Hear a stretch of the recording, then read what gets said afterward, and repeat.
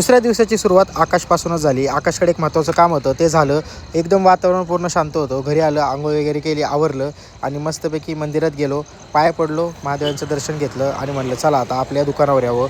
मसाला ready झाला होता, मम्मीला सुट्टी होती, त्यामुळे मम्मीने थोडी हेल्प केली, आरतीने पण हेल्प केली आणि मी दुकानावर आलो. दुकानावर आल्यानंतर आपलं शटर ओपन करून पहिलं दुकानाच्या पाया पडलो, जसं की रोज करतो, आणि आपल्या सेटअपला सुरुवात केली. सर्व सेटअप लावून घेतला. त्यानंतर आपला चहा करायला घेतला.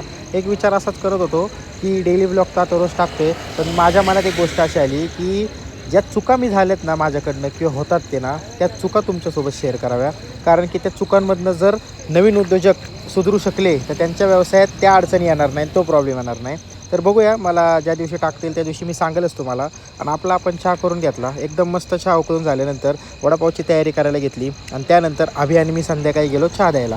आज लवकर चहा द्यायला जायचं कारण असं होतं, कारण की ऑस्ट्रियामध्ये चहा द्यायला लागतो पहिली गोष्ट, आणि दुसरी गोष्ट आपल्याला आली होती वडापावची ऑर्डर.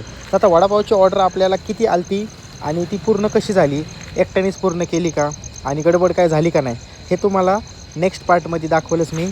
पण त्याआधी हे सांगणं तुम्हाला अपेक्षा येते की हे गुड्डी का बाल का बुड्डी का बाल, हे काय म्हणायचं बरं तुम्ही या गोष्टीला, आणि ते खाल्लं आहे का तुम्ही. तर आपला चहा पूर्णपणे विकून झाल्यानंतर आपण शॉपवर आलो आणि घेतली ऑर्डरची तयारी करायला. तर आपली ऑर्डर कंप्लीट झाली का वेळेत, आणि आपल्याला किती वडापावची ऑर्डर होती ते बघूया उद्या.